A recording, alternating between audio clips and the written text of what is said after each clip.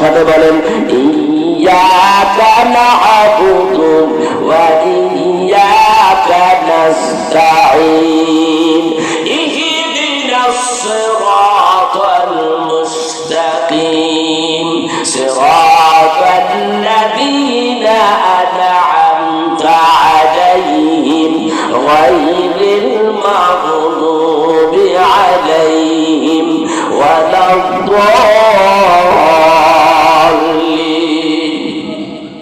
আল্লাহ তাআলা তোমার প্রশংসা আদায় করিয়া তোমার কাছে বলে দিচ্ছি ইয়্যাকা না'বুদু ওয়া ইয়্যাকা নাস্তাঈন, তোমার ইবাদত করি আর তোমারই কাছে সাহায্য চাই। সুবহানাল্লাহ। এই মুসলমান, আল্লাহর কাছে সাহায্যটা কিভাবে চাইতে হয় মুসলমান সেইটাই জানে না।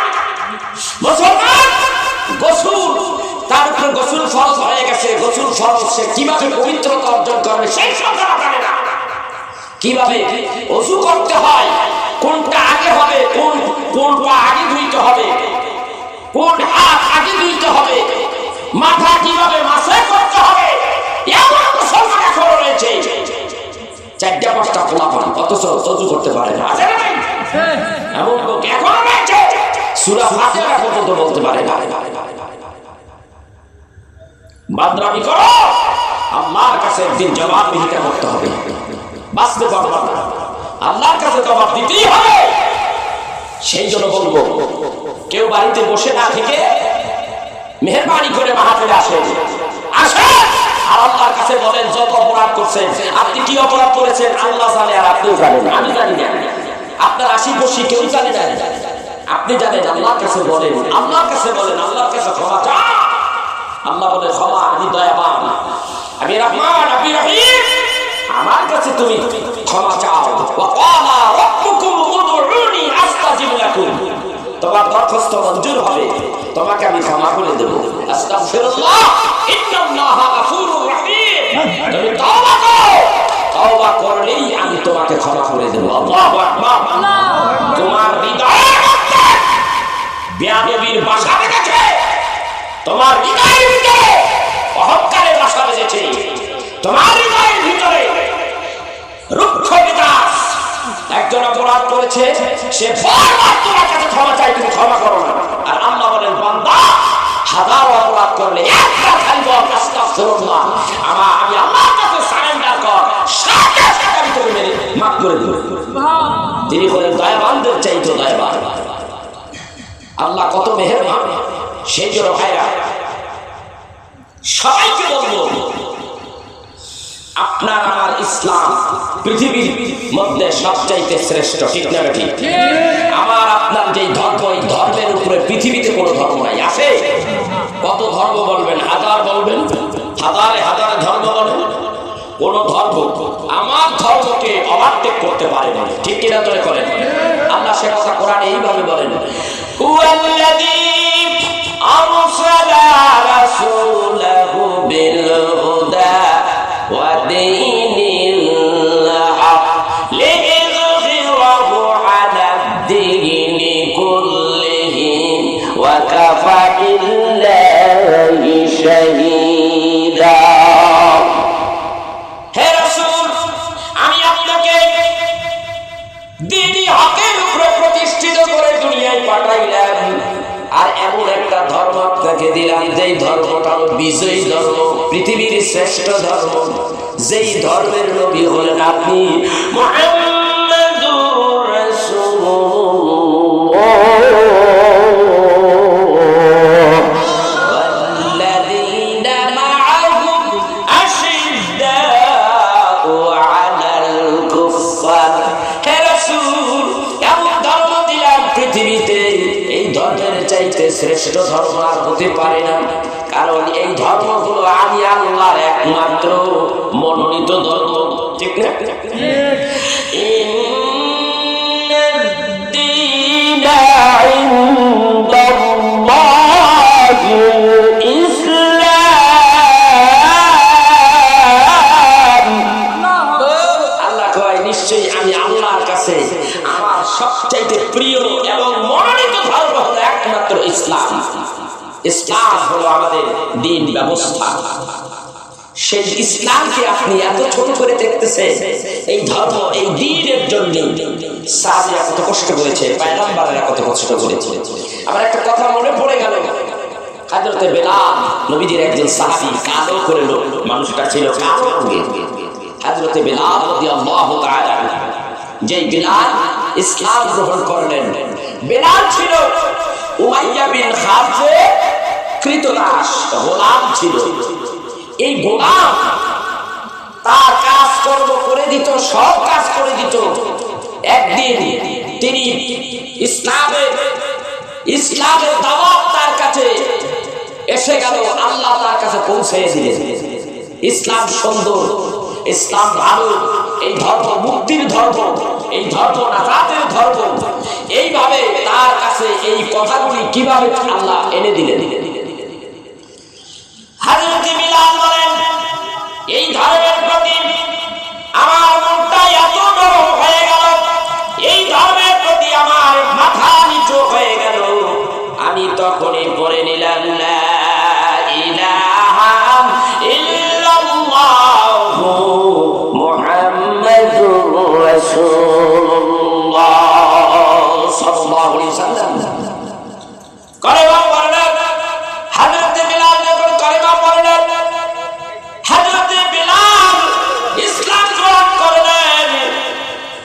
তার মনি উমাইয়া বিন খালফ এই কথা জানার পরে হযরত বিলালকে ডেকে বলে, বিলাল, আমি জানতে পেরেছি তুমি নাকি ইসলাম গ্রহণ করেছো, আব্দুল্লাহর বেটা মুহাম্মদ সাল্লাল্লাহু আলাইহি ওয়াসাল্লামের ধর্ম গ্রহণ করেছো। তুমি আমাকে বলো কথাটা সত্য কিনা? বিলাল বলেন, হ্যাঁ আপনি সত্য শুনেছেন, আমি তো ইসলাম গ্রহণ করে মুসলমান হয়ে গেছি। হাদিস শরীফের মধ্যে আছে, উমাইয়া এত জোরে একটি থাপ্পড় মারল, হযরত বিলাল দাঁড়ালের থেকে জমিনে পড়ে গেল। পড়ে গেলে তাকে আবার এই এখানে ধরে জামার এই কলারের টিনে ধরে টান দাও, মার শুরু করে দিল। বেলালকে ডাকতে বলে, বেলাল, আমি বলছি এই মুহূর্তে তুমি ধর্ম ত্যাগ করবে। বেলাল ডাক দিয়া বলে, না, এটা কখনো হতে পারে না। বলে না, তুমি আমার কৃতদাস, তুমি আমাকে ফলো করবে, আমি যা বলি তা মানতে তুমি বাধ্য। হযরত বেলাল বলে, আমি ধর্ম গ্রহণ করেছি, এই ব্যাপারে আমি আপনার কোনো কথা শুনতে বাধ্য নই। মার শুরু করা হলো, এমন মারা বাঁধতে লাগলো, বেলালকে লাঠি মারে, হাত দিয়া বক্সিং মারে, তাতেও সে ক্ষান্ত হয় নাই, লাঠি পিটা করে। এরপরে ডাক দিয়ে বলেন, হে বেলাল, এত মার তোমাকে দিলাম, তারপর তুমি মার খেয়ে যাচ্ছ, এখনো বলি সময় আছে, সামনে কিন্তু আরো ভয়াবহ চিত্র তোমার জন্য উপস্থিত হতে যাচ্ছে, আর অবস্থা ভয়াবহ খারাপ হবে, এখনো সময় আছে। আব্দুল্লাহ কোলারে ভুলে যাও, ওই ইসলাম ছাইড়া যাও। হযরত বিলাল ডাক দিয়ে বলে, জীবন চলে যাবে, জীবন শেষ হয়ে যাবে, তবু আল্লাহর হাবিবের ধর্ম ইসলাম ধর্ম আমি ছাড়বো না।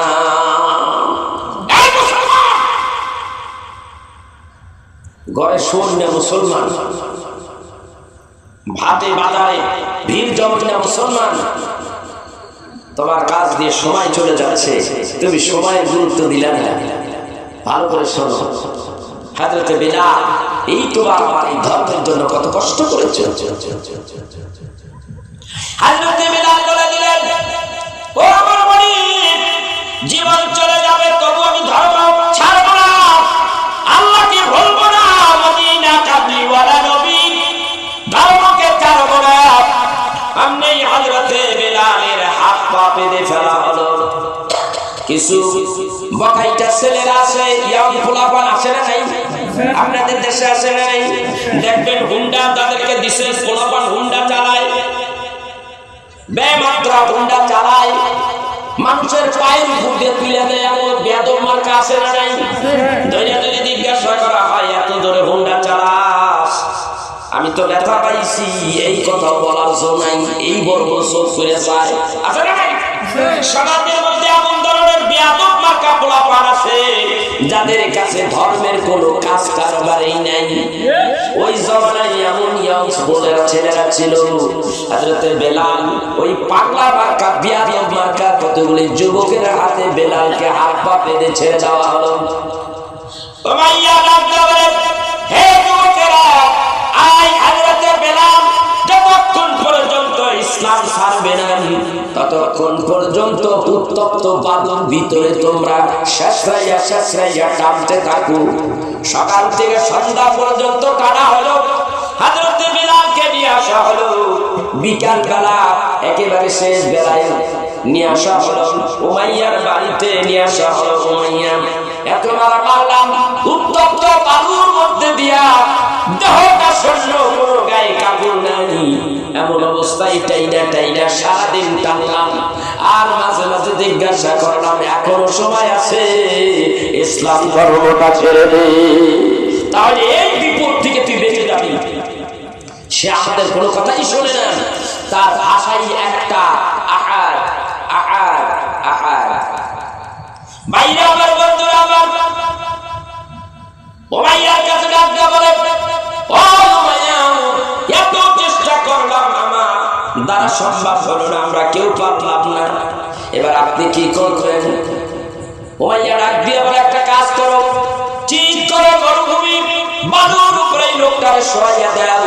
হাত পা বেঁধে শোয়াইয়া দেওয়া হলো।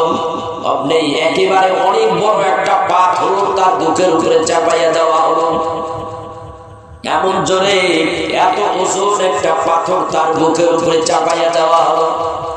হযরতে বেলাল তখনও বলে, আহার আহার আহার, এইভাবে বলতেছে। উমাইয়া আরো তারে বাবুরা জয়লা উঠতেছে। উমাইয়া আল্লাহর হাবিবের এই শ্রেষ্ঠ মুয়াজ্জিন, মসজিদে নববী শ্রেষ্ঠ মুয়াজ্জিন, প্রথম মুয়াজ্জিন হযরতে বেলাল এত জোরে এত কষ্ট দিতে আছে, বেলালকে মারতেছে। উত্তপ্ত বালু, যে বালুর উপরে যদি চাল ফেলে দেওয়া হয় সঙ্গে সঙ্গে মুড়ি হয়ে যায়, খই ছুটে যায়, ফটফট করে খই ফুটে যায়। উত্তপ্ত বালুর ভিতরে দিয়ে তার টানে শেষরায়, আবার তারে উত্তপ্ত বালুর উপরে চিৎ করে শোয়াইয়া বড় একটা পাহাড়, বড় একটা পাথর তার বুকের উপরে চাপা দিয়ে রাখা হয়। হযরতে বেলাল এইভাবে কষ্ট করে। বেলাল ডাক দেয়, আল্লাহ তাআলা তোমার এই ধর্ম আমি গ্রহণ করেছি বিদায় এত জুলুম অত্যাচার আমার উপরে করতে আছে, আল্লাহ এই জুলুমের থেকে তুমি আল্লাহ আমারে কি বাঁচাইবা না। আল্লাহ বেলালকে বলে দিলেন, বেলাল রে, একটু ধৈর্য ধরো, আর একটু কষ্ট করো, আমি তোমাকে এমন একটা সম্মানের আসনে বসাবো, কিছুদিনের মধ্যেই তোমাকে এমন একটা সম্মানের আসনে বসাইয়া দেব। হযরতে বেলাল এই কষ্ট অবস্থায় এই কথাগুলি চতুর্দিকে চলে গেল, মদিনায় নবীজির কাছে খবরটা পৌঁছাইয়া গেল। হযরত রাসূল আরবি সাল্লাল্লাহু আলাইহি সাল্লাম হযরত আবু বকরকে ডাকলেন, ইয়া আবু বকর, আপনি একটা কাজ করুন, উমাইয়া আমার একটা উম্মত হযরতে বেলাল ইসলাম গ্রহণ করার কারণে ওর উপরে নির্মম অত্যাচার শুরু করে দিয়েছে, তুমি যাও এই লোকটারে কিছু টাকা পয়সা দিয়া ছাড়াই আনতে পারো কিনা, আজাদ করে আনতে পারো কিনা। হযরতে আবু বকর, আল্লাহর হাবিব বললেন, আবু বকর সঙ্গে সঙ্গে রওনা হয়ে গেল। উমাইয়া বিন খালফের কাছে যাইয়া ডাক দিয়া কয়, উমাইয়া, এই লোকটা ইসলাম গ্রহণ করেছে, এত মারা মারতেছ, অথচ এই লোকটা কোনো কথা শোনে না, একটা কাজ করো, কিছু টাকা পয়সা নাও, এই লোকটাকে আমার কাছে বিক্রি করে দাও, কারণ এরা হলো কুকুর, দুনিয়ার কুকুর, টাকা পয়সার লোভী। কত দিলা, তুমি কত চাও? কই এত কিছু দিলেই তো হয়ে যায়, অল্প কিছু টাকা দিলে। হযরতে আবু বকর তারে ক্রয় করে নিয়ে আসলেন মদিনায়। রাসূল আরবি সাল্লাল্লাহু আলাইহি ওয়াসাল্লাম তার কাছে নিয়ে আসা হলো। রাসূল আরবি জিজ্ঞাসা করে, বেলাল রে, ইসলাম গ্রহণ করেছো, এত মারামার তবু তো ইসলাম ছাড়লেন। বেলাল তোমার কি হয়েছে? ইয়া রাসূলুল্লাহ, ইয়া হাবিবাল্লাহ, এত সুন্দর ধর্ম, এই ধর্ম আমি কেমন করে বলতে পারি, ছাড়তে পারি? আর এই ধর্মের মধ্যে এমন একজন নবী আছে, যেই নবী পৃথিবীর শ্রেষ্ঠ নবী, যেই নবী হলেন সমস্ত নবীদের নবী, যেই নবী হলেন সমস্ত রাসূলদের রাসূল। ওই রাসূলকে আমি কেমন করে বলি? আল্লাহর হাবিব হযরত বিলালকে জায়গা করে দিলেন, মদিনা থেকে একটু পূর্ব দিকে একটা জায়গা করে দিলেন, এখানে থাকো তুমি। আর মসজিদে নববী মুয়াজ্জিন আজকে থেকে তুমি আযান দিবা। আল্লাহু আকবার। ভাইরা আমার, বন্ধুরা আমার, হযরত বিলালকে যেখানে জায়গা দিলেন, যারা হাদিসে আছে দেখবেন জান্নাতুল বাকি গোরস্থান, জান্নাতুল বাকির গোরস্থান দিয়ে যখন আপনি পূর্ব দিকে মুখ করে যখন বের হবেন, একটু সোজা আগাইলে বেলাল মসজিদ আছে, আছে না নেই? ওইখানে বেলাল বসবাস করে, ওখান থেকে আল্লাহর হাবিবের কাছে আসে। এই বেলাল আল্লাহর হাবিবকে এত মহব্বত করতেন, যখন আযান দিতেন বেলাল আমার রাসূলের মুখের দিকে তাকিয়ে থাকতেন। বেলাল যখন বলতেন আশহাদু আল্লা ইলাহা ইল্লাল্লাহ,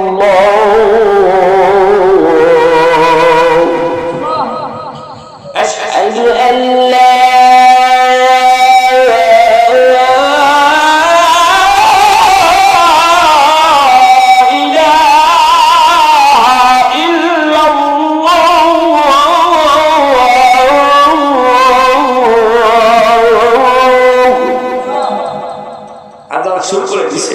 আমার রাসূলের নাম নিচ্ছে।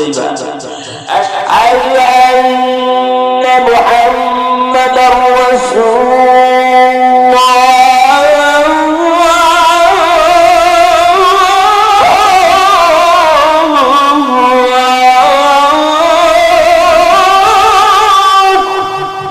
আযান দিত, আঙ্গুলটা দুইলা আমার রাসূলের দিকে ইঙ্গিত করত, ওই তো আমার হাবিব, ওই তো আল্লাহর রাসূল। আবু বকর বলতেন সাইয়্যিদি হাবিবি কুররাতু আইনিকা ইয়া রাসূলুল্লাহ সাল্লাল্লাহু আলাইহি ওয়াসাল্লাম বলে সুখে সুমা দিতে। তাফসীরের রুহুল বয়ান, তাফসীরের রুহুল বয়ানের ৭ম ভলিউমের মধ্যে আসছে আবু বকর সুমা দিতেন এইভাবে। আমার রাসূল বলতেন, আবু বকর তুমি কি করলা? ইয়া রাসূলুল্লাহ, আশহাদু আন্না মুহাম্মাদার রাসূলুল্লাহ বলে যখন বেলাল আযান দিতেছিল, তখন আমি বলেছি সাইয়্যিদি হাবিবি কুররাতু আইনিকা ইয়া রাসূলুল্লাহ সাল্লাল্লাহু আলাইহি ওয়াসাল্লাম। এই বলে আমি সুমা দিলাম, নবী গো আপনি সাইয়্যিদ, সমস্ত নবীদের সরদার, সাইয়্যিদি হাবিবি, আপনি হলেন হাবিবুল্লাহ, আল্লাহর বন্ধু। কুররাতু আইনিকা ইয়া রাসূলুল্লাহ, আপনি আমার চোখের মণি। এই বলে সুমা দিয়ে চোখে লাগাইলাম।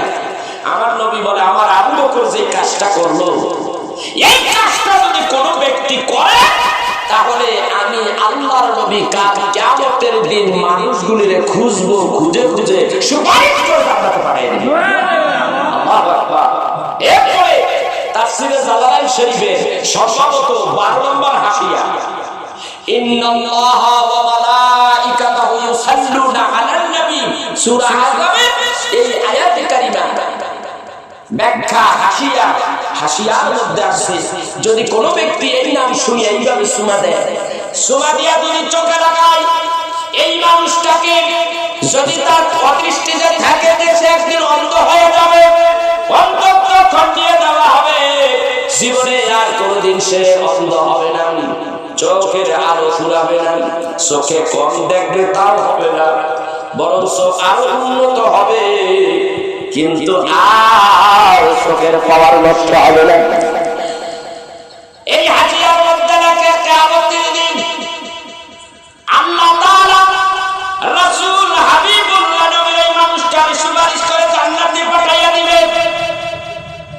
ভাইরা আমার, বন্ধুরা আমার, শুধু এই কথা এই জায়গায় নাই, ফতোয়া স্বামীর মধ্যে আছে, ফতোয়া স্বামীর মধ্যে আছে। তোমরা যদি আল্লাহর হাবিবের কথা শোনো, শোনার পরে বলবে সাইয়্যিদি হাবিবি কুররাতু আইনি বিকা ইয়া রাসূলুল্লাহ, এই কথা বলবে, এইটা হলো মুস্তাহাব সুন্নাহ। এই কাজ করলে উপকার আছে ভাই আমার। এক শ্রেণীর মোল্লারা আছে এখন, এই মোল্লা মানুষদেরকে বোঝায় নবীজির নাম শুনিয়া সুমা দেওয়া এটা বেদাত, কোন দলিল নাই, বেদাত বলে দিল। দেখছেন নি কারবার পৃথিবীর মধ্যে আপনার আমার কাছে সবচাইতে বেশি প্রিয় হইল আল্লাহ আর নবী, ঠিক লাগে? তাদের নামটা সুমা দিয়া চোখে লাগাইলে কি হতে পারে? দলিল আছে, উপকার হবে। দলিল বলে জান্নাত পাওয়া যাবে, বিনা দলিলেরা বলে যে সুমা দিল এটা বেদাত।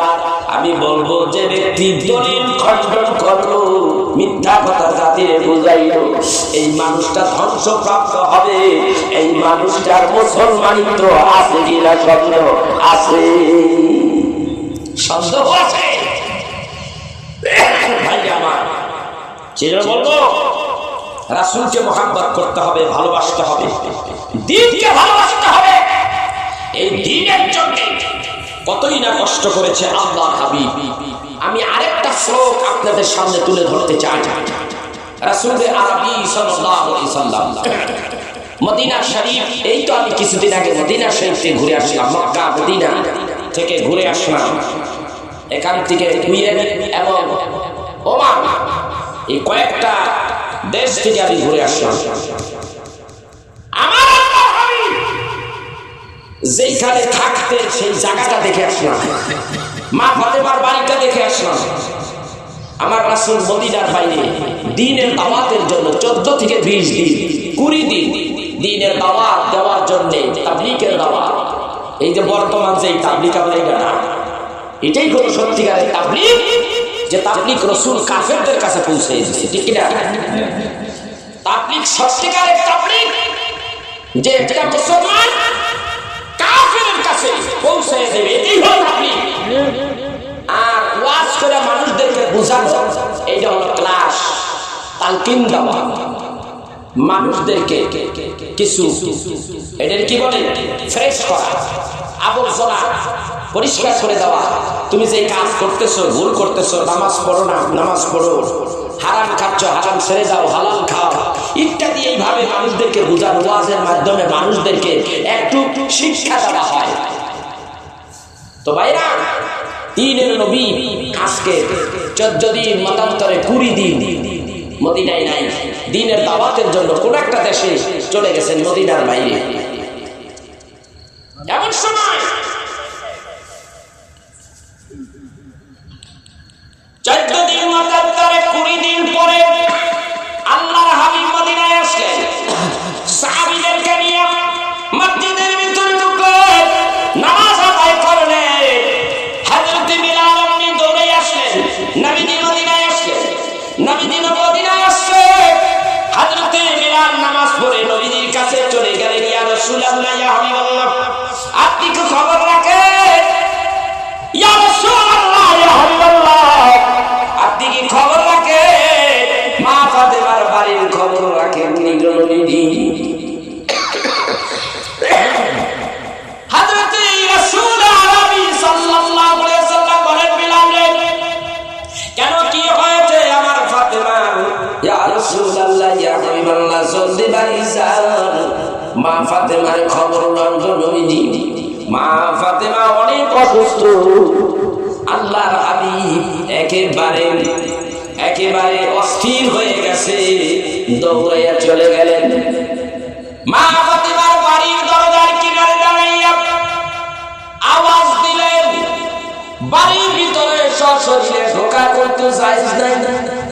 মিশকাত শরীফের হাদিসে আসছে, তুমি যখন বাড়িতে ঢুকবা, বাড়িতে ঢোকার জন্য অনুমতি চাও, অনুমতি হবে, বলতে হবে আসসালামু আলাইকুম ওয়া রাহমাতুল্লাহ। সালাম দাও, সালাম 3 বার দিবাম। দেওয়ার পরে যদি কোনো উত্তর না আসে, তাহলে আর ঢুকবা না, ফিরে আসবা। আর 3 বার সালাম বাতিলের মধ্যে যদি উত্তর দেয় বুঝতে হবে ঘরের মধ্যে মানুষ আসে, অনুমতি চাও, অনুমতি চাইয়া ভিতরে ঢুকে যাও। আর এখন তো মাশাআল্লাহ সেখানটা বাড়ির উপর দিয়ে রাস্তা, ইনশাআল্লাহ একেবারে সেই পর্দা বাড়ি আছে না নাই? কথা কয় না, একেবারে বাড়ির মধ্যে ঢুকে গেছে। ওইখানে কারা দাঁড়ানো আছে? বাবা একটু নিচে আসে, ওইখানে তারা দাঁড়িয়ে আছে, নিচে আসে ভাইরা। এখন সালাম দিতে হবে এবং অনুমতি চাইতে হবে। দরজার একেবারে মাঝামাঝি দাঁড়ানো যাবে না, এক পাশে দাঁড়াইতে হবে। রাসূল আরবি সাল্লাল্লাহু আলাইহি সাল্লাম দরজার কিনারে হাত মারলেন, মারে এ ফাতিমা, আওয়াজ নাই। আবার ডাক দাও, মারে মা, আওয়াজ নাই। তিনবার ডাক দিলেন মা কইয়া। এবার দরজা ধাক্কা দিচ্ছে, দরজার মধ্যে আঘাত করতেছে, লাড়াচাড়া করতেছে। এমন সময় ভাঙ্গা আওয়াজে জবাব দেয়, বাবা গো দরজা ধাক্কা দিও না, ভেতরে ঢুকিও না রে বাবা, ভেতরে ঢুকিও না। আবার পরনে কিন্তু কাপড় নাই। কি জিন্দেগি, হাই হাই জিন্দেগি। আমার পরনে কোন কাপড় নাই, বাবা ঘরের ভিতরে তুমি ঢুকিও না রে বাবা। আমার রাসূল দরজার কিনারে দাঁড়াইয়া বলে, ফাতিমা 14 দিন মতান্তরে 20 দিন আমি তাবলীগের দাওয়াতে মদিনার বাইরে ছিলাম, আমি তোমার কোনো খোঁজ দিতে পারি নাই। ও ফাতিমা, আবার আসলাম, মদিনায় ফিরে আসছি। এখন যদি আমি তোমারে না দেখি আমার তো পরাণ বাঁচে না, আমার পরাণ কিন্তু ছটফট করতে আসে। ফাতিমা রে, একটা বার তোকে দেখবো, না দেখলে আমার পরাণ বাঁচে না। ও ফাতিমা, আমার মাথার পাগড়ি দিলাম, অথবা আমার গায়ে চাদরটা দিলাম, এই চাদরটা পেঁচাইয়া জায়নামাজটা বিছাইয়া একটু জায়নামাজের মুসল্লায় বয়। ফাতিমা রে, আমি তোর একটু দেখিয়া যাই, তোর না দেখলে আমার পরাণে শান্তি লাগে না। যখন গায়ের চাদরটা দিলেন, ফাতিমা চাদরটা জড়িয়ে জায়নামাজ বিছাইয়া বসলেন। আল্লাহর হাবিব ভিতরে ঢুকলেন, ঢুকিয়া চাইয়া দেখে হযরত মা ফাতিমার গালের গোশতগুলি একেবারে শুকিয়ে গেছে, গালের হাড্ডিগুলি ঢেকে গেছে, চোখটা ভেতরে ঢুকে গেছে। আল্লাহর হাবিব ডাকদা বলে, ফাতিমা রে, কি হয়েছে রে মা, তোর কোনো অসুখ কি রে মা?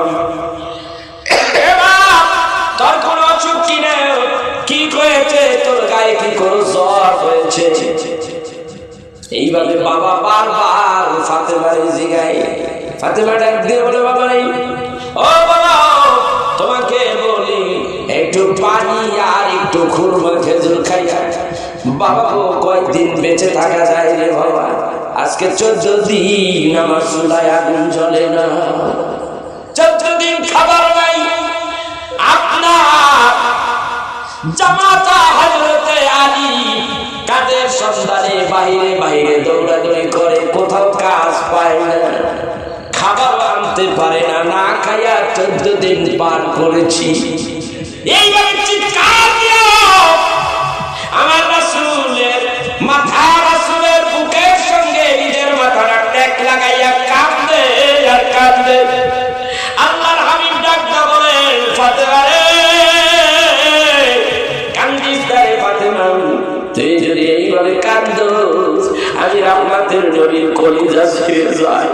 কান্দিস না আমার, কান্দিস না। এই দেশের মধ্যে অনেক রাজা বাচ্চার ছেলেরা ছিল, তোরে বিয়ে করার প্রস্তাব দিয়েছিল, আমি কিন্তু কোন রাজা বাচ্চার ছেলের সঙ্গে তোরে বিয়ে দেই নাই, আমি গরিব আলীর কাছে তোরে বিবাহ দিয়েছি। ফাতিমা রে, আলী সংসারে এসে কষ্ট করতেছো, ধৈর্য ধরো, এই কষ্টের ফল তুমি পাইবা। আর যদি এই দুনিয়ায় জিন্দেগি যদি সুন্দর করতে চাও, জিন্দেগি যদি কাফেরদের মতো যদি একটু বেশি বেশি আরামায়েশ করতে চাও, তাহলে জায়নামাজের কণাটা একটু টান দিয়া উঠাও। মা ফাতেমা বলে, আমি জায়নামাজের কণাটা একটু টান দিয়া উঠাই না, আমি চাইয়া দেখি জায়নামাজের নিচ দিয়া গলিত স্বর্ণগুলি প্রবাহিত হচ্ছে। আল্লাহর হাবিব ডাক্তার বলেন, ফাতেমা রে, যদি বিলাসিতা করতে চাও, আরামাইশ যদি করতে চাও, তাহলে এখান থেকে স্বর্ণ তোলো, বাজারে বিক্রি করো, কোটি কোটি টাকার মালিক হয়ে যাইবা, কোটি কোটি টাকার মালিক হয়ে যাইবা। মা ইউরিদ সাওয়াবাত দুনিয়া নুতি মিনহা ওয়া মা ইউরিদ সাওয়াবাল আখিরাতি নুতি মিনহা। যারা দুনিয়া চাইছে তারা দুনিয়াই পাইছে, আখিরাত পাবে না। যারা আখিরাত চাইছে তারা দুনিয়া পাবে না, দুনিয়ায় কষ্ট করতে হবে। মারে তুই কোনটা চাস, দুনিয়া চাস না আখিরাত চাস? মা ফাতেমা বাবার বুকের সাথে মাথার টেক লাগাইয়া চোখের পানি ফেলে ফেলে ডেকে বলে, আব্বা গো, দুনিয়ার সুখ চাইলাম না, আখিরাতের সুখটাই চাইলাম রে বাবা। আমার ভাইরা, আমার বন্ধুরা, এই তো ছিল নবীর পরিবারের এই দশা ছিল, শুধু ইসলামের জন্য, দ্বীনের জন্য। এখন যদি আপনি বলেন হুজুর এরা এত গরিব ছিল, এত গরিব ছিল রহমতের নবী, না না, তারা গরিব ছিলেন না, গরিবী জিন্দেগিটা তারা বাইচা নিয়েছে। আল্লাহ তাআলার কাছে যদি আল্লাহর হাবিব বলতেন কোটি কোটি হাজার হাজার crore crore million billion trillion crore crore টাকার মালিক তারা হয়ে যেতে পারত, কিন্তু আল্লাহর হাবিব বলে, আমি এক রাত থাক, এক রাত খাবো বা এক বেলা খাবো, আরেক বেলা খাবার আমার ঘরে থাকবে না। এই অবস্থায় আমি আমার আল্লাহর কাছে চাইবো, আর এই চাওয়াটাই আমি আল্লাহর কাছে অনেক ভালো লাগে। এই চাওয়াটা আমি নবী আল্লাহর কাছে চাওয়াটা আমি নবীর ভালো লাগে। এই জিন্দেগি গরিবী জিন্দেগি আমি চেয়ে রেখেছি, কারণ আমার উম্মতেরা ম্যাক্সিমাম উম্মতেরাই গরিব হবে, আর গরিবদের হিসাব নিকাশ কম হবে। মিশকাতের হাদিস আসছে, গরিবরা ধনীদের চাইতে 500 বছর আগে জান্নাতে চলে যাবে, ভাইরা আমার, আর ধনীরা 500 বছর পরে যাবে, কারণ এই দুনিয়ায় তারা আরাম আয়েশ করেছে, কষ্ট কারে করে ততটা তারা উপলব্ধি করতে পারে নাই। আর ধনী গরিব যারা, তারা উপলব্ধি করেছে, কষ্ট করেছে, কষ্টের জ্বালা বিনিময়ে আল্লাহ ধনীদের চাইতে 500 বছর আগে যাদেরকে জান্নাত দিয়ে দেবে। বন্ধুগণ আমার, এই সেই জিন্দেগি। আর আমাদের জিন্দেগি কি জিন্দেগি রে ভাই? হুন্ডা পাইছে, বড় গাড়ি, 10 তলা বাড়ি, ঢাকায় শহরে বন্দরে বাড়ি করছে, বাড়ি কইরা ভাড়া দিয়া লাখ লাখ টাকা ইনকাম করতেছে। খরাতি ভিক্ষ গরিব দুঃখী তাদের হক আদায় করে না, টাকা পয়সা দেয় না, শিল্পপতি হইছে, যাকাত দেয় না, ফিতরা দেয় না, দান খয়রাত করে না।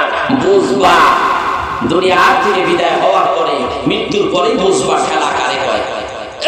তুমি সম্পদের মালিক হয়েছ, তোমার ওই সম্পদের ভিতরে গরিবের হক আছে, ওটা বের করো, বের করে গরিবেরটা গরিবকে দিয়ে দাও, তাহলেই তোমার সম্পদ পবিত্র হয়ে যাবে, তোমার সম্পদের সম্মান আল্লাহর কাছে বেড়ে যাবে। আমার কাছে এমন ধনী ব্যক্তি আছে, আমি নিজে সাক্ষী, তারা ঢাকায় থাকে, গ্রামে আসে যাকাত দেওয়ার জন্য, ব্যাগ ভরে টাকা নিয়ে আসতেছে, লেদার ভরে, তারপরে অনেক বড় ব্যাগ ভরে টাকা, লাগেজ ভরে টাকা নিয়ে আসতেছে, এইটা দিয়ে দিচ্ছে। এই যে টাকা দান করে, এটা একটা কলিজার ব্যাপারের দরকার, আত্মার দরকার, চোখের সামনে টাকা দিয়ে দিচ্ছে। এমন লোক আছে, এমন লোক আছে কোটি কোটি টাকার মালিক, হিসাব করে যাকাত এত হাজার এত লাখ টাকা জাকাত হয়ে গেছে, এটা দাও না, এত টাকা দিয়ে দিন মানুষ রে, কিয়ামতের দিন বুঝতে পারবা তোমার খেলা, তুই কত টাকার মালিক হয়েছে। সব টাকা পয়সার মালিক তুমি না, আল্লাহ তোমাকে বানাইছে। কে বানাইছে? আল্লাহ কয় তারপর তোমরা আমার কাছে ফকির, আল্লাহু গানিয়ুন ওয়া আনতুমুল ফুকারা। আল্লাহ হলো ধনী সব চাইতে, তার কাছে আমরা ভিক্ষুক ফকির নিঃস্ব।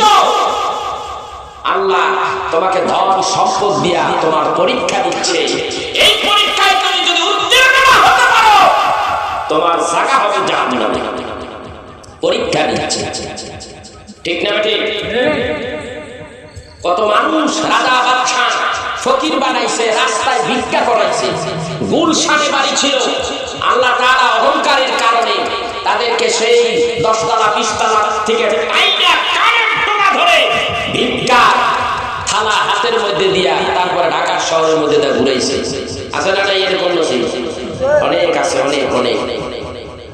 এই জন্য কবি বলতেছে, সকালবেলার ধনী রে তুই, সকালবেলার ধনী রে তুই, ফকির সন্ধ্যাবেলা নদীরে কুল ভাঙ্গে ও কুল গড়ে, এই তো নদীর খেলা। সকালবেলার বাচ্চার তুই ফকির সন্ধ্যাবেলা, সকাল সকালবেলার বাচ্চার তুই ফকির সন্ধ্যাবেলা। তুমি টাকা পয়সার মালিক হয়ে গেছো, আল্লাহকে ভুলে যেও না। আল্লাহর বিধান ঠিক রাখো, আল্লাহর কথা আল্লাহ বেশি বেশি স্মরণ করো। আমার কাছে আছে বললো, তারা দিয়ে দেয়, হিসাব করে করে দেয়। এদের জন্য সাক্ষী আমার দরকার নাই, আল্লাহই যথেষ্ট, ঠিক না? অথচ আমরা মুসলমান আমাদের ধর্মকে কত ছোট ভাবতেছি, কাজে করলে প্রমাণ, ঠিক না? আজকে এই মানুষগুলি চায়ের দোকানে গপ্প মারতেছে, লাভ আছে? বাড়িতে শুয়ে আছে, লাভ আছে? অতিরিক্ত শীত আছে এখানে? মাহফিল শুনতে কোনো ডিস্টার্ব আছে? কোনো সমস্যা আছে? কিছুই নেই। কত সুন্দর আরাম, কত সুন্দর পরিবেশ। এই পরিবেশে বসে দিনের কিছু কথা শুনলে দুইটা লাভ। একটা হলো শিক্ষা অর্জন হলো, আরেকটা হলো যতটুক সময় রাসূলের মহব্বতে আল্লাহকে সন্তুষ্টি করার উদ্দেশ্যে রাসূলের মহব্বতে যারা বসছে, আল্লাহ আপনার পিছনে গুনাহ মাফ করে দিবেন। ওয়াদা কার? জয় বলো ওয়াদা কার? আল্লাহ বলেন, ইন কুনতুম তুহিব্বুনাল্লাহ ফাত্তাবিউনি ইউহিব্বুকুমুল্লাহ ওয়া ইয়াগফির লাকুম যুনুবাকুম ওয়াল্লাহু গফুরুর রাহিম।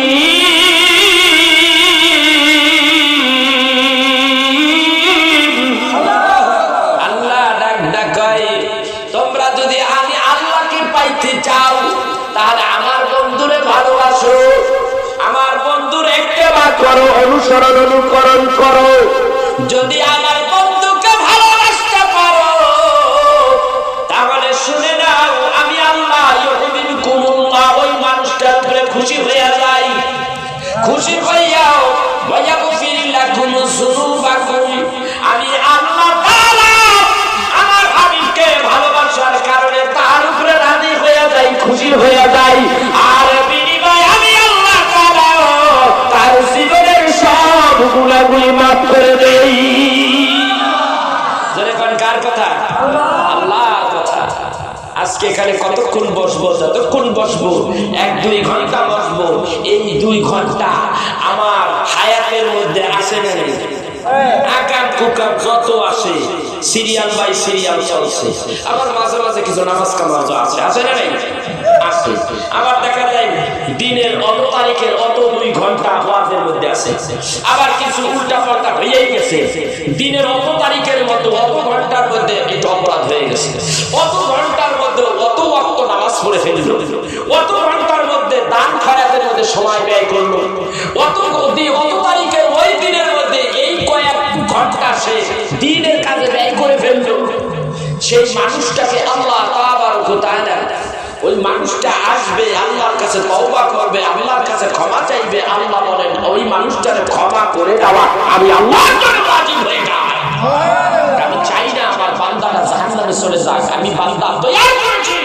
বান্দাকে জাহান্নামে ফেলে দেওয়ার জন্য আমি বান্দা তৈরি করি নাই। এখন বান্দা যদি জাহান্নামে যাওয়ার জন্য রাস্তাটা পরিষ্কার করে, আমার কি করার আছে? ঠিক কিনা ধরে করে আপনি আপনার জায়গা জাহান্নামে তৈরি করে নিতেছে।